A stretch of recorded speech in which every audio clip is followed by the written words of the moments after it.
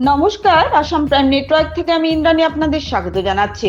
প্রাক্তন কেন্দ্রীয় মন্ত্রী প্রয়াত সন্তোষ মোহন দেবের 92তম জন্মদিন উদযাপন করল সোশিও কালচারাল ও স্পোর্টস ডেভেলপমেন্ট ট্রাস্ট এবং শিলচর জেলা কংগ্রেস। বিভিন্ন কার্যসূচির মাধ্যমে প্রাক্তন কেন্দ্রীয় মন্ত্রী প্রয়াত সন্তোষ মোহন দেবের 92তম জন্মদিন পালন করা হয় শিলচরে।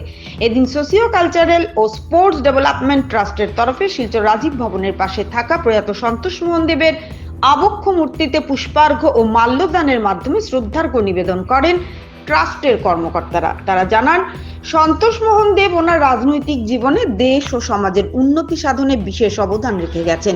ক্রীড়া জগতেও ওনার কৃতিত্ব ছিল অপরিসীম।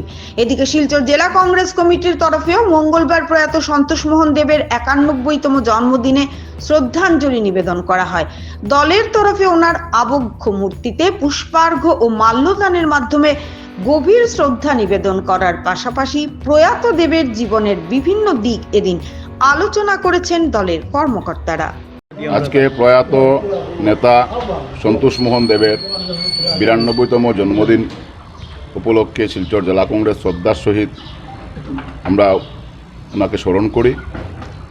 সন্তোষ মোহন দেব শিলচর থেকে বরাক উপত্যকায় উনি যেভাবে নেতৃত্ব দিয়েছিলেন, শিলচরকে ভারতবর্ষের বুকে যে ব্যক্তি পরিচয় করে দিয়েছিলেন সেই ব্যক্তি হল সন্তোষ মোহন দেব। আজকে ওনার মৃত্যুতে আমরা সমগ্র বরাক উপত্যকাবাসী এক অপূরণীয় ক্ষতি হয়েছে।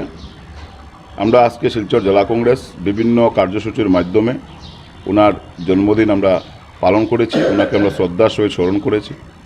আমরা ইতিমধ্যে একটা আলোচনা সভাও ওনার জীবনের বিভিন্ন দিক নিয়ে আমরা আলোচনা সভা করব এবং প্রয়াত সন্তোষ মোহন দেবের যে পথ, সেই পথকে আমরা আগামী দিনে ওনার যে চিন্তাধারা, সেই চিন্তাধারাকে আগামী দিনে শিলচর জেলা কংগ্রেস বহন করে নিয়ে যাবে। এই লক্ষ্য নিয়ে ওনাকে আমরা চিরজীবন শ্রদ্ধার সহিত আমরা স্মরণ করে ওনার দেখানো পথ দিয়ে আমরা এগিয়ে যাব।